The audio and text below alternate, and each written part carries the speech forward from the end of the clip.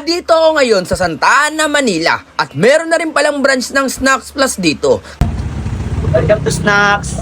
Kaya sa mga naghahanap ng murang iba't ibang klaseng imported chocolates, eto na yung para sa'yo. Meron sila ditong tingi-tinging chocolates. Bandaming mga tingi-tingin chocolates dito. Ayan o. Ikaw na lang mamimili. Tignan mo yung presyo, may 6 pesos.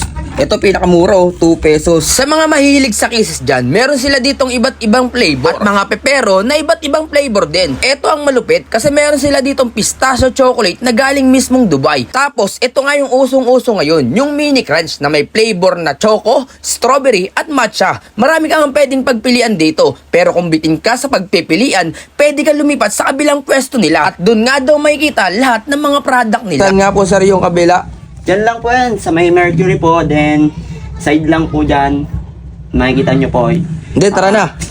Hatid mo kami. Sige. Ayun yung Jollibee. Ayun yung Mercury Drug. O, saan na tayo, sir? Ito lang po yan, malapit. O, yun na, malapit na. Na po. Yun, sige. Pasok! Bali, ito nga yung kabilang branch nila, di ba? Halos kalapit lang. Ayun o, mas marami nga ditong pagpipilian. Marami ba? Marami. Parang may taas pa eh. Meron tayong second floor, sir, para sa dine-in. Sino mo kayo, sir?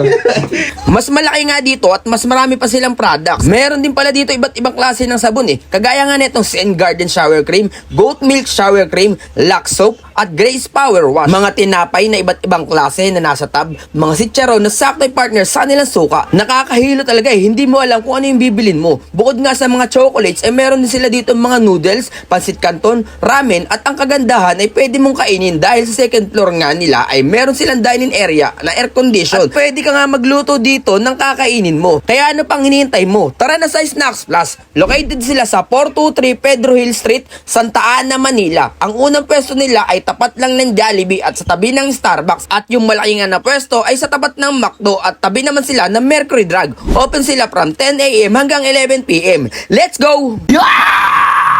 Heto na naman tayo sa panibagong araw na walang kwenta at walang kabuluhan na vlog. Pero syempre, good vibes lang. Kaya tara, samahan mo ko sa sign trip. Let's go! Ito po pudrepin natin. May kasamang ganito. Cheese sauce. Water. Uy, anong food trip mo?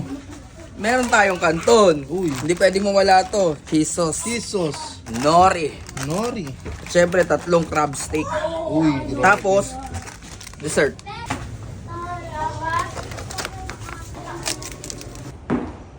Kain na na. Bali, ito yung mga in-order ko.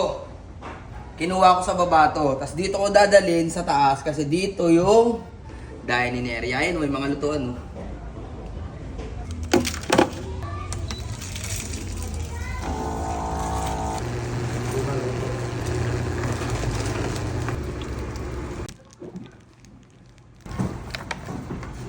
Ito yung magpapasarap dito.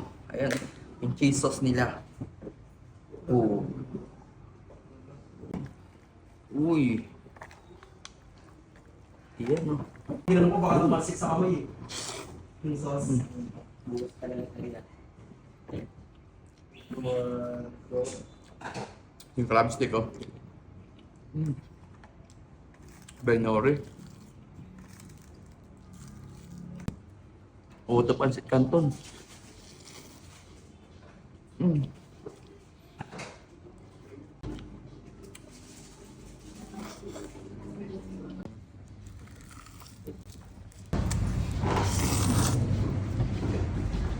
Grabe to. Crab stick. Sarap.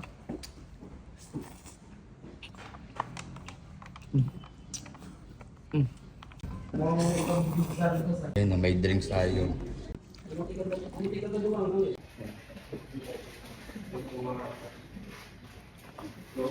Sarap.